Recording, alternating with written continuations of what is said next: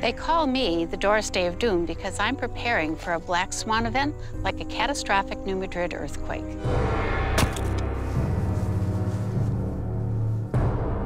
Black swan events are those events that come out of nowhere. We often say, oh, I didn't see that one coming, but they have the potential to completely change the way we live our lives. Kathy actively encourages her entire community to ready themselves for the coming doomsday by including them in her prepping activities.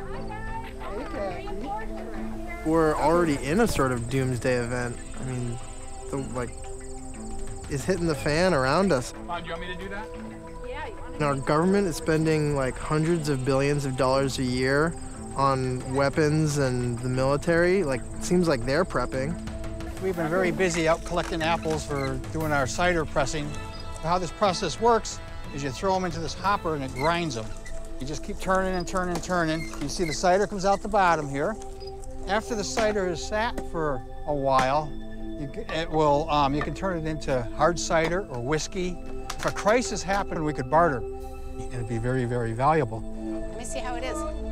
It's easy to feel a little left out of the prepper community if you live in New England and if you're not fairly right-wing and conservative politically, but I just don't spend my time worrying about storing guns and ammunition.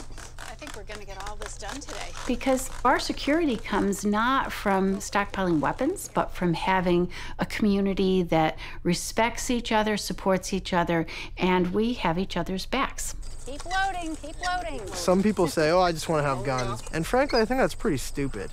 Marauding bands come, I'll show them how much great food I've got, I'll invite them to some sort of feast and charm them, and then if I decide that they could be useful and cooperative, great. And otherwise, I'll poison them or cut their throats in their sleep or something like that.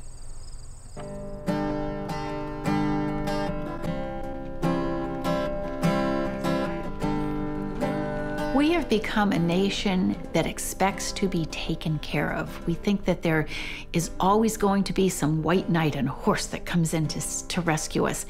And more often we're seeing that that just is not the case. Hello, dear. I suppose that there are some people who do in fact think that I'm paranoid and gloomy, doomy, and why do I waste my time thinking about this? But here's the reality.